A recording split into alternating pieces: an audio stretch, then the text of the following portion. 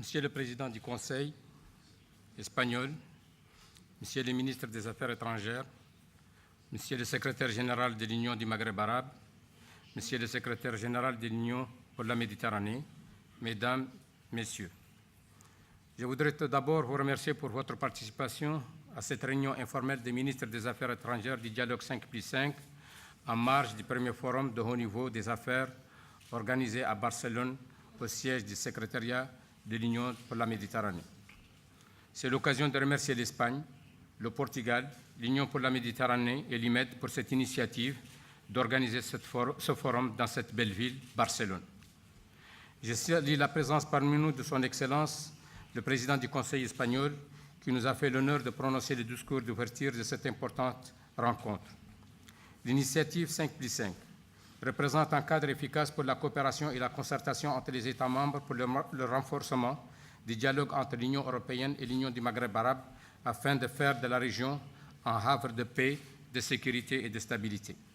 Cette orientation s'est renforcée au fil des réunions périodiques des ministres des Affaires étrangères aux multiples rencontres sectorielles dans les domaines de la défense, l'intérieur, l'environnement, l'énergie et les transports.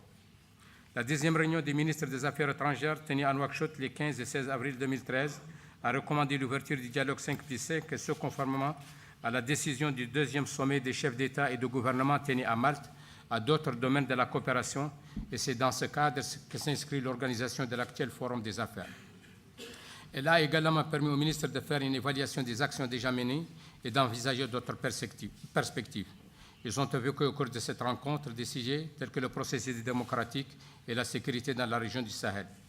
Je voudrais à cette occasion parler un peu du sujet de la sécurité dans le Sahel, qui certainement aura des effets sur l'ensemble de la région. Malgré le succès de l'engagement français et la mise en place de la MINISMA, la mission des Nations Unies, le Mali constitue pour nous une source de préoccupation. Les derniers développements qui incitent à l'optimisme doivent être soutenus par la communauté internationale. Notre pays a toujours attiré l'attention de ses voisins et la communauté internationale sur les dangers de la situation au Sahel, depuis la sanctuarisation au nord du Mali il y a 10 ans de bandes armées, de narcotrafiquants et de trafics illicites de toutes sortes. Pour ce faire, il a adopté une stratégie qui s'articule sur plusieurs volets. Sécurisation de notre territoire, mise à niveau de nos forces armées de sécurité, contrôle des entrées, déstabilisation des groupes terroristes en territoire malien par des opérations préventives. La situation au Mali prouve que la sécurité et la stabilité des pays du Sahel ne peut être assurée par les pays de la région sans l'assistance de la communauté internationale. Le dialogue 5+5 représente, à notre avis, un modèle de partenariat Nord-Sud susceptible de consolider et d'approfondir les complémentarités entre les deux rives de la Méditerranée. Les mutations que connaît la région et les défis auxquels nous faisons face doivent nous inciter à traduire nos ambitions en réalisations concrètes qui contribueraient à renforcer les liens entre les deux rives sur le plan politique, sécuritaire, économique, social, culturel et faire de la Méditerranée occidentale un espace de prospérité partagée. Je suis convaincu que notre rencontre aujourd'hui va donner une nouvelle impulsion à cette coopération.